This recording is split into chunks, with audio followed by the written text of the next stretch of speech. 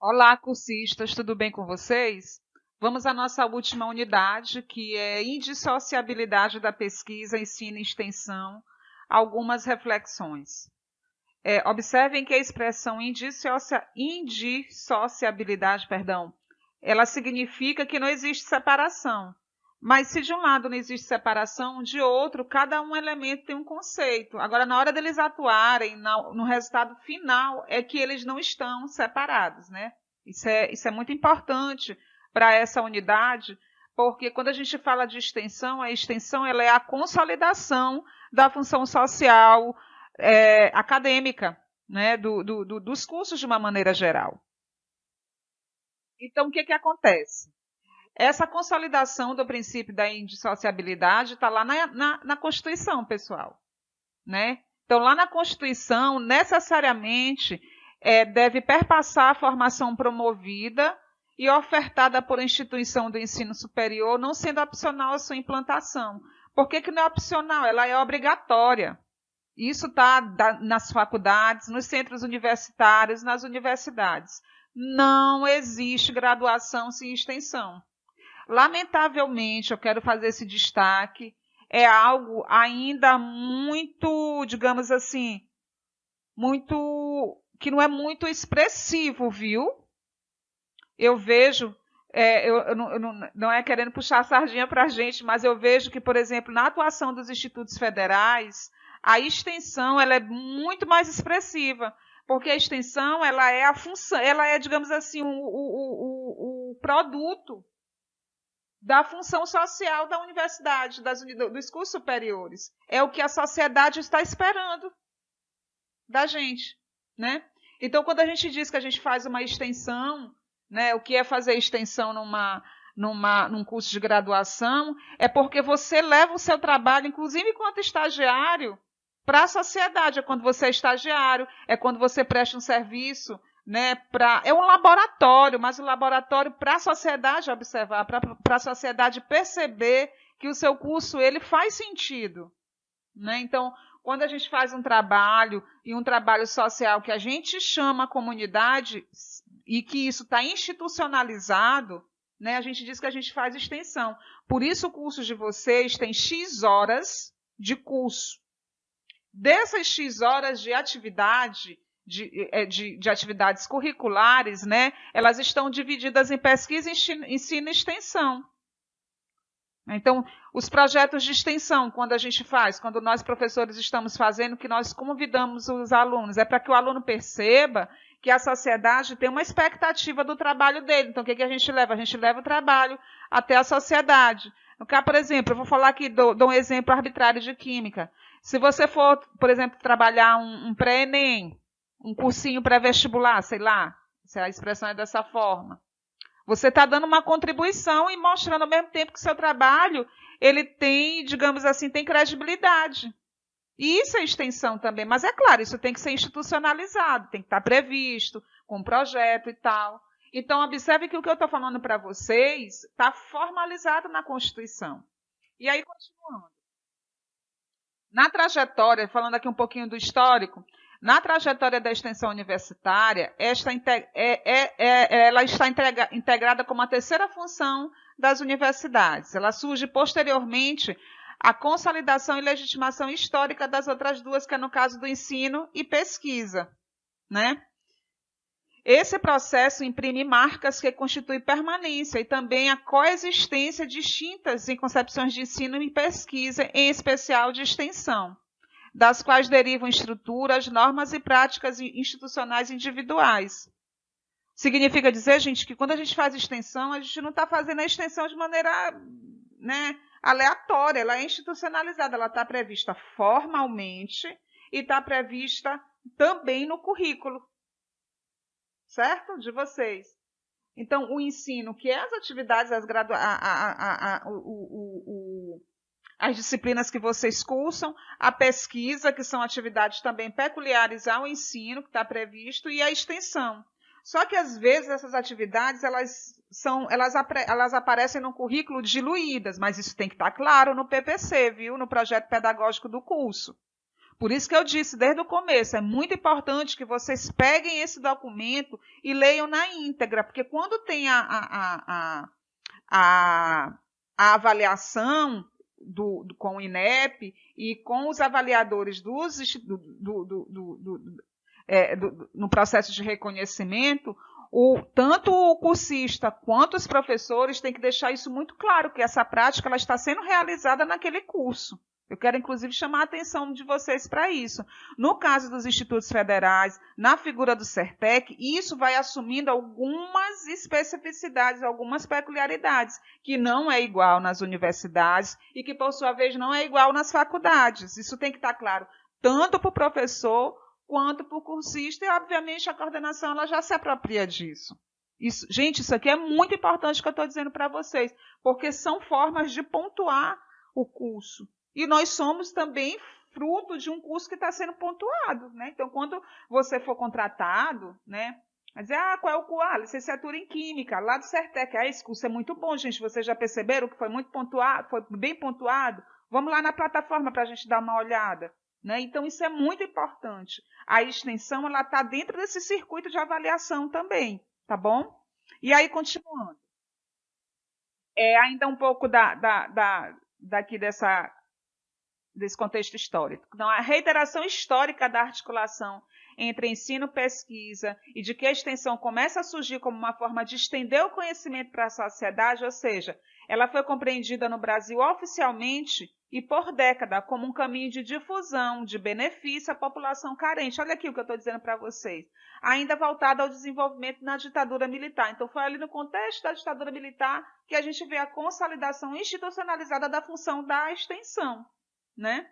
E a importância disso para a sociedade, como eu falei no início da nossa aula. E aí, como é que isso está na Constituição?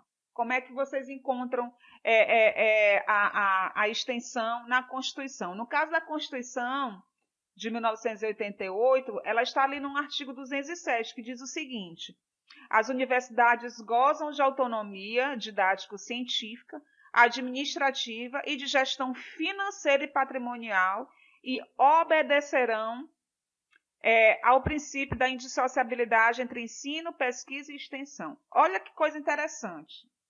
Gozam de autonomia. Gente, se gozam de autonomia, isso não significa dizer que vão fazer de qualquer jeito. Tem autonomia para cumprir, é uma obrigatoriedade. Mas ela pode dizer como ela vai cumprir. Mas quando ela diz que vai cumprir, ela não pode cumprir de qualquer forma, porque isso aqui é regulamentado, viu? Embora as instituições, as universidades, elas gozam dessa autonomia, mas quando a gente quando a gente vê na Carta Maior que existe essa questão de gestão autônoma, isso não significa dizer que vai fazer de qualquer jeito, né? Isso tem regulamentação. E quando essa regulamentação acontece, o que é sugerido, já que a gente está falando de instituições públicas, a participação popular. A gente fala de autonomia, a gente lembra logo de participação popular, né? Então, essa autonomia, ela é autonomia, mas ela é autonomia desde que atenda a determinadas diretrizes. E quando a gente fala de autonomia na Constituição, a gente lembra logo de participação popular. Então, a participação... vem um recurso X, um recurso Y. Como é que ele vai ser empregado para esse segmento que é de extensão? Vamos chamar aqui, né, os coletivos, né, a participação dos cursistas, alunos e alunas, né, participação de docentes, participação da comunidade. Isso tudo acontece. Ninguém vai empregar recurso público sem chamar a sociedade e aqueles que dela se interessam, tá bom? Mas é autônoma. Por que é autônoma? Porque depende de cada região, depende de cada curso, entenderam? Mas é uma obrigatoriedade, certo? Por isso, olhem no documento como é que a extensão é trabalhada no curso de licenciatura em Química, tá bom? E aí, continuando. Então, a universidade ela sofre uma crise de hegemonia na medida em que sua incapacidade para desempenhar cabalmente funções contraditórias leva os grupos sociais mais atingidos pelo seu déficit funcional, ou o Estado, em nome delas, a procurar meios alternativos de atingir os seus objetivos. A segunda contradição entre hierarquização e democratização manifesta-se como crise de legitimidade, ser consensualmente aceite. E a universidade ela sofre uma crise também de legitimidade na medida em que se torna socialmente visível a falência dos objetivos coletivamente assumidos. Como é uma forma de resolver isso? Chama a sociedade. Por isso que a gestão ela é autônoma. A única forma de uma sociedade democrática essas crises elas serem minimizadas é chamando a participação popular e as camadas que dela interessa. No caso aqui, quando a gente está falando de extensão, docentes, cursistas, né, e comunidade de uma maneira geral. Aí sim a gente vai falar de autonomia, aí sim a gente vai falar de soberania, aí sim a gente vai falar, por exemplo, de produtividade social. E essa produtividade social, ela só é possível com extensão, pessoal. Só é possível com extensão. É quando a gente convida a sociedade a dizer, olha aqui, meu trabalho faz sentido. Né? Então, por exemplo, o curso de licenciatura em Química, quando ele foi implementado, ele sai da unidade de Monte Castelo, né, do campus Monte Castelo, mas ele é oferecido para outros polos. Né? Lá no documento inicial, a equipe justifica, por exemplo, por que tem um polo, vou falar aqui de maneira arbitrária, mas por que tem um polo em Codó, né? Por que tem um polo em Dom Pedro? Por que a importância? Isso tudo passou por um estudo, mas esse estudo a gente já pode até dizer que é uma extensão, porque a gente já está convidando a sociedade a dizer, olha, um curso de Química aqui é importante. É tão importante que a gente vai implementar aqui e os alunos vão levar para vocês o resultado do que foi pesquisado, do que foi trabalhado aqui. E aí essas crises, elas vão diminuindo, né? E, portanto, né, ela vai sendo minimizada, né? Aí aqui a gente tem uma citação dizendo o seguinte, a universidade ela sofre uma crise institucional na medida em que sua especificidade organizativa é posta em causa e se lhe pretende impor modelos organizativos vigentes em outras instituições. Né? Isso aqui eu estou dando mais razão, o texto, na verdade, está dando razões para informar por que a extensão ela é importante. Então, no caso brasileiro, as crises elas são marcantes como elementos que caracterizam em especial nas últimas décadas do século XX. A expansão e o incentivo e financiamento público ao ensino superior privado, a criação de espaços de pesquisas externos às universidades públicas, as exigências de produtividade acadêmica, os questionamentos e as demandas sociais, isso vem acontecendo, eu não estou falando nenhuma inverdade para vocês com relação às últimas décadas do século XX, né? Em relação a esses aspectos que está sendo apontado aqui pelo autor. Né? Então, esses estímulos foram realizados estímulos financeiros para financiamentos privados, né? Mas o que se observou é que esses estímulos financeiros para financiamentos privados não tiveram significativas respostas para a sociedade. Olha como fazer extensão nas universidades públicas, nas instituições de ensino superior público é importante. Né? E aí, aqui, a consolidação, né? A importância da indissociabilidade entre pesquisa, ensino e extensão, a qual remete a um conceito de qualidade do trabalho acadêmico, como eu estava falando para vocês. Ela favorece a aproximação entre universidade e sociedade e autorreflexão crítica e emancipação teórica e prática dos estudantes e o significado social do trabalho acadêmico. Eu acho muito interessante essa compreensão, porque nos permite sentimento de pertencimento ao lugar ao qual nós estamos estudando, né? Quando a gente vê isso acontecendo. E eu fico muito feliz. Inclusive, eu quero fazer essa ressalva, como essa disciplina ela veio a ter outra nomenclatura. Se vocês pegarem um currículo, se vocês pegarem os outros cursos, inclusive, vocês não vão ver com essa nomenclatura, metodologia da pesquisa, ensino e extensão. Então, isso já é uma inovação e eu acho isso muito importante. Como os currículos eles estão sofrendo uma mudança em função do que eu estou acabando de explicar para vocês. E aí, continuando.